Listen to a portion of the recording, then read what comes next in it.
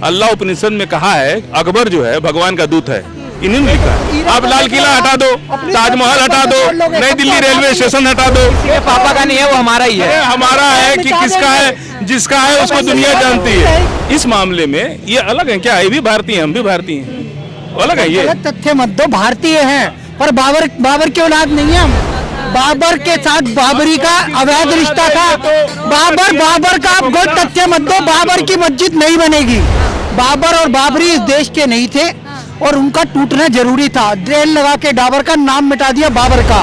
दिखा दीजिए आप ठीक से, ये मंदिर बन रहा है। अच्छा, देख रहे हैं? ये पता है कहाँ बन रहा है? हाँ, मस्जिद यहाँ है। हाँ, देखला दो भैया जरा, हाँ, हाँ, हाँ, मस्जिद यहाँ है, आज भी जगह खाली है हाँ, और वहाँ पे मंदिर नहीं बन रहा है, हाँ। यहाँ बन रहा है। तो 3 किलोमीटर। मस्जिद नहीं बन रहा है तो दुख हो रहा है आपको? नहीं, दुख नहीं हो रहा है, हाँ। बहुत खुशी हो रही है हाँ। कि मस्जिद की जगह खाली है, हम लोग को वापस मिल जाएगी। बाबरी मस्जिद पे तो मंदिर बन ही नहीं रहा है, हाँ, वो तो 3 किलोमीटर दूर बन रहा है। उससे कोई मुसलमानों को कोई दिक्कत नहीं है, हम तो खुश हैं। हाँ। अब इतना निवेदन है कि जब वो जगह खाली है और आपके यूज में नहीं है तो आप हम लोग को वापस दे दीजिए, हम लोग अपना मस्जिद बना लें, तो कोई विवाद ही नहीं है। मैं तो गया तो बड़ा खुश हुआ, मैंने कहा बहुत अच्छा काम किया मोदी जी ने। किसी को मैंने कुछ भी कह सकता। आज तक अपने नाम का पजामा नहीं बना पाए, वो लाल किला बनाएंगे। तो ये कह रहे थे लाल किला और ताजमहल। ताजमहल कब्र है, पहले वो मंदिर था। मंदिर स्वरूप से एक आक्रांता आया जिसने उसे कब्र का स्वरूप दे दिया। उसकी 14वीं वाइफ थी शाहजहां। जैसे हमने तेल लगा के डाबर का नाम मिटा दिया बाबर का, वैसे ही औरंगजेब का भी मिटा देंगे। भगवान श्री कृष्ण का भव्य मंदिर बनने वाला है। बाबरी मस्जिद के ऊपर ही मंदिर बनाया है, क्योंकि बाबरी मस्जिद के जस्ट नीचे ही ASI ने वो शिलालेख, वो रामलला के मंदिर के अवशेष वहाँ से प्राप्त करे हैं, तो वहीं बनेगा मंदिर। तो ये जो झूठ बनाते घूम रहे हैं ना कांग्रेसी चमचे, तो मैं इन्हें स्पष्ट कर देना चाहिए, बाबर की नाजायज औलाद बनना बंद करो अगर भारतीय हो। वो अपने आपको प्रधानमंत्री कहने लग जाए, हाँ। उन्हें 3 राज्यों में तुम्हें बचाया नहीं किया, वो भगे भगे डोल रहे हैं। तो 3 राज्यों में तो EVM हैक हो गया था ना, इसलिए नहीं बचा पाए। कौन सा EVM है? फिर वो ये कह देंगे, फिर वो छोटी सी बात हो जाएगी। अब कभी उनका EVM हो जाता है, कभी वो खुद हैक हो जाते हैं। अच्छा, राहुल गांधी जी पढ़े लिखे हैं, युवा नेता है, फिर आप लोग क्यों नहीं चाहते उनको प्रधानमंत्री के रूप में? तो मतलब पढ़े लिखा तो देश को डुबो दें। अगर वो कहता है कि मैं पढ़ा लिखा हूँ तो देश को डुबो दें। पढ़े लिखे तो उसके पिताजी वगैरह भी थे, अच्छा, देश को ले बैठे। 32 साल पहले एक घटना घटी थी उत्तर प्रदेश के अंदर, और सबके कानों में आज भी वो गोलियों की आवाज गूंजती है। उसके पिता के द्वारा चलवाई हुई गोलियां, ठीक है, आज भी वो हिंदुस्तान के हर हिंदू के कान में गूंज रही है वो आवाजें। जिससे चौथी पढ़ा हुआ व्यक्ति, कोयले घोटाला से लेके चारा तक को खाने वाला व्यक्ति, आज वो ये क्या घोटालों से जुड़ा हुआ। पहले अपनी छवि तो साफ कर लो। खुद के दाग तो भाई साहब इतने धुले हुए पड़े कि भाई साहब उनको साफ करने के बाद भी नहीं साफ हो सकते, वो दूसरों पे दाग लगाने की बात करते हैं।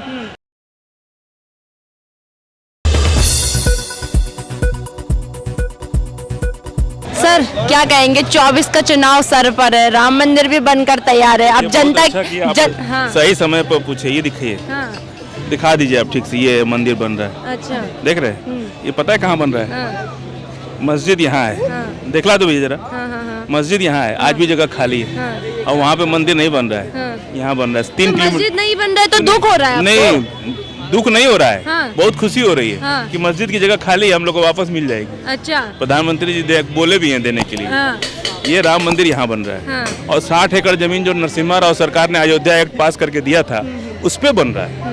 कोई दिक्कत ही नहीं है। अगर इस पर झगड़ा ही क्या है देश में? हाँ, पूरे देश में जिस बात को लेके हिंदू मुसलमान में इतना नफरत फैल गई, वो तो बात ही मोदी जी खत्म कर दिए। हाँ। बाबरी मस्जिद पे तो मंदिर बन ही नहीं रहा है, हाँ, वो तो 3 किलोमीटर दूर बन रहा है, उससे कोई मुसलमानों को कोई दिक्कत नहीं है, हम तो खुश हैं।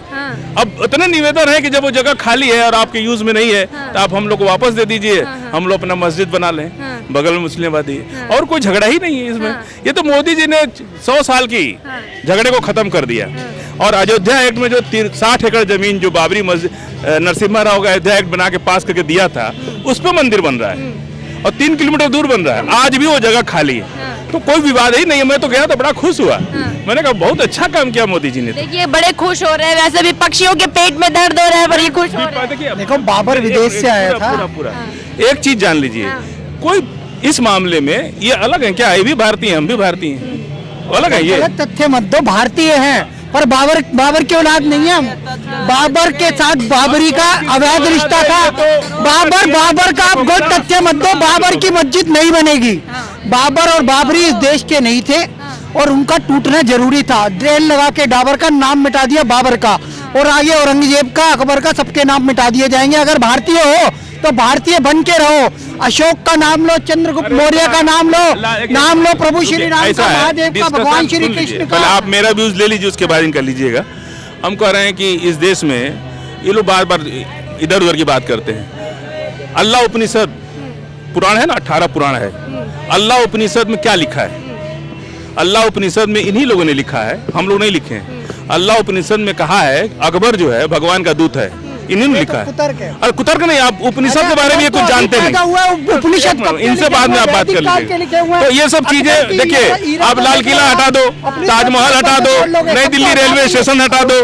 पापा का नहीं है, वो हमारा ही है। हमारा है कि किसका है? जिसका है उसको दुनिया जानती है। अभी मंदिर, अभी हमें इस पैसे सब कुछ बन रहा है। ये कनाट पैलेस कौन बना है? आप थोड़ी चंदा दे रहे हो। आप मेरा भी सुन लीजिए, हम डिबेट में नहीं जा रहे। आप उसके बाद ये लोग कहने से तो कुछ नहीं होगा, किसी का मन है कुछ भी कह सकते हैं। आज तक अपने नाप का पजामा नहीं बना पाए, वो लाल किला बनाएंगे। जो आज तक अपने नाप का पजामा नहीं बना पाए, वो चले थे लाल किला और कुतुब मीनार बनाने। हमारा पैसा, हमारा धन, हमारी जमीन, हमारी ईंट, हमारी सीमेंट, हमारे लेबर, सब कुछ तो हमारा। ये तो लाल किला तो हमारे बाप का है ना। दे दूं, ये कह रहे थे लाल किला और ताजमहल, ताजमहल कब्र है। पहले वो मंदिर था। मंदिर स्वरूप से एक आक्रांता आया जिसने उसे कब्र का स्वरूप दे दिया। उसकी 14वीं वाइफ थी शाहजहां, ठीक है ना। अब एक बात सुनिए कि कब्रों को तो हम नहीं पूछ सकते मैडम। लाल वहाँ पे एक दिन आएगा कि उसको भी मंदिर का स्वरूप दे दिया जाएगा। और ताजमहल जो आक्रांताओं का नाम है, वहाँ मिटा के शिव का मंदिर बना देंगे। क्योंकि किसी भी कब्र के ऊपर या किसी भी महल के कब्र के ऊपर कभी भी वो सिक्योरिटी नहीं होती, महल के ऊपर ही होती है। अच्छा सर, अभी आप एक चीज कह रहे थे कि मस्जिदें नहीं बनेंगी बाबर के नाम से, अकबर के नाम से, औरंगजेब के नाम से, या जितने भी खिलजी पिलजी आए थे, लुटेरे आए थे, इनका नाम मिटा दिया जाएगा। जैसे हमने तेल लगा के डाबर का नाम मिटा दिया बाबर का, वैसे ही औरंगजेब का भी मिटा देंगे। भगवान श्री कृष्ण का भव्य मंदिर बनने वाला है। ईदगाह को ये ASI की वहाँ पे इलाहाबाद हाई कोर्ट ने कह दिया कि वहाँ पे सर्वेक्षण होएगा। लेकिन आप मौलाना जी कह रहे हैं कि अब एक भी मस्जिद नहीं टूटने देंगे। क्यों नहीं टूटने देंगे भाई? जो अवैध होगी वो टूटेगी। भाई ज्ञानवापी में अगर तुमने 500 वर्ष पूर्व ज्ञानवापी में विश्वेश्वर महादेव का मंदिर तोड़ा है, शिवलिंग तोड़ा है, तो जो नंदी महाराज जिस तरफ देखते हैं वहीं शिवलिंग होता है, वो उसके तथ्य मिल गए, बाबा मिल गए हैं। बस ASI रिपोर्ट सबमिट हुई है, जल्दी रिजल्ट आ जाएगा वहाँ से भी। वाराणसी कोर्ट कहने वाला है वहाँ भव्य मंदिर बनाओ। तीनों मंदिर हम ले लेंगे, फिर 30,000 की तैयारी है। सरस्वती का मंदिर लेंगे धार में, और दत्तात्रेय मंदिर लेंगे चिकमंगलूर में। ऐसे 30,000 मंदिर है जो डंके की चोट पे लेंगे। और ये लोग जो झूठ फरेब फैला रहे हैं, भाई हमने बाबरी मस्जिद के ऊपर ही मंदिर बनाया, क्योंकि बाबरी मस्जिद के जस्ट नीचे ही ASI ने वो शिलालेख, वो रामलला के मंदिर के अवशेष वहाँ से प्राप्त करे हैं, तो वहीं बनेगा मंदिर। तो ये जो झूठ बनाते घूम रहे हैं ना कांग्रेसी चमचे, तो मैं इन्हें स्पष्ट कर देना चाहिए, बाबर की नाजायज औलाद बनना बंद करो। अगर भारतीय हो तो राम नाम जपो, जय श्री राम करो, जय श्री कृष्ण करो, हर हर महादेव करो, जय माँ काली, जय माँ दुर्गा कहो। ओवैसी जी कह रहे थे नौजवानों समझ जाओ वरना एक भी मस्जिद नहीं बचेगी। तो समझने वाले समझ गए मैडम, मच्छर तक नहीं मरा। भव्य राम मंदिर बन रहा है, योगी सब लेकिन समझ। आज दोबारा से उन्होंने एक टिप्पणी करी है। ओवैसी की सीटें कितनी हैं? पहले ज्यादा थी, अब तो 7 सीटें बची हैं। तेलंगाना में भी 8 विधायक तो BJP के बन गए। अब तो उन्हें मैं कह रहा हूँ कि कांग्रेस की पूर्ण बहुमत की सरकार है। ओवैसी का अस्तित्व समाप्त है, एक मुख्यमंत्री नहीं है उसके पास, एक सांसद या 2 सांसद के अलावा सांसद नहीं है। भारतीय जनता पार्टी का 303 तो सांसद है, और 400 होने वाले हैं लोकसभा चुनाव 2024 में।